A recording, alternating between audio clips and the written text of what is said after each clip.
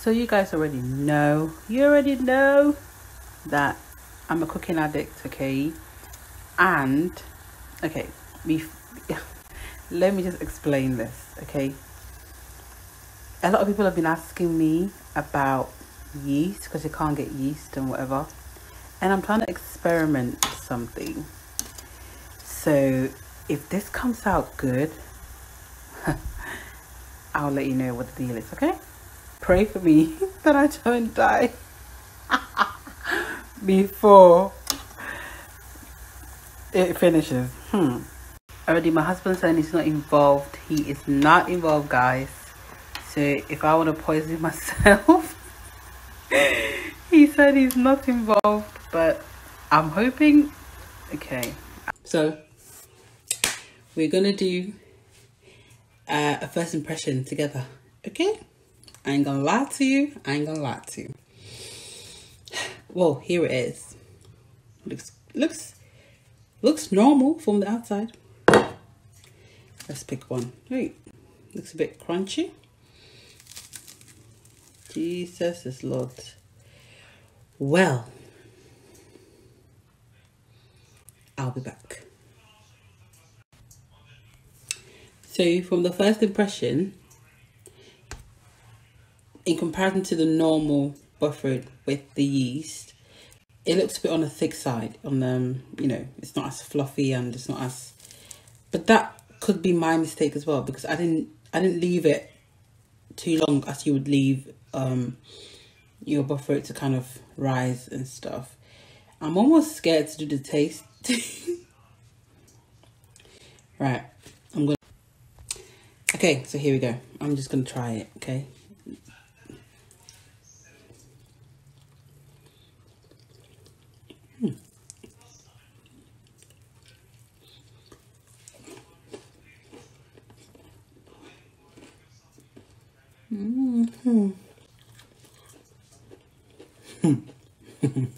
If I die tomorrow, God.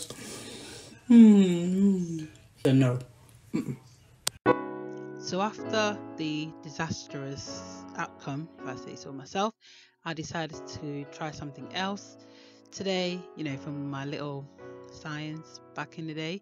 So basically I bought self-raising flour, right, and I just added my sugar and my normal ingredients as I would, but I just changed it to the self-raising flour. So check my original bofrot recipe out so you can find out all the measurement that I typically use. I'll put it in the description box below as well, basically, so you can try and work it out.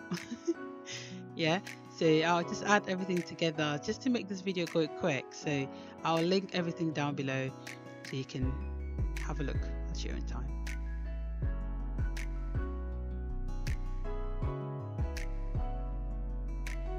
So like I said, I'm just going to add everything as I normally would to my mix.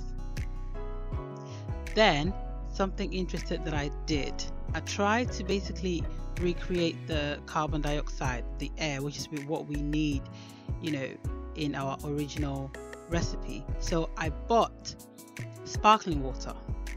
Yeah, I know I'm a bit crazy. I bought sparkling water. You see how that's fizzing?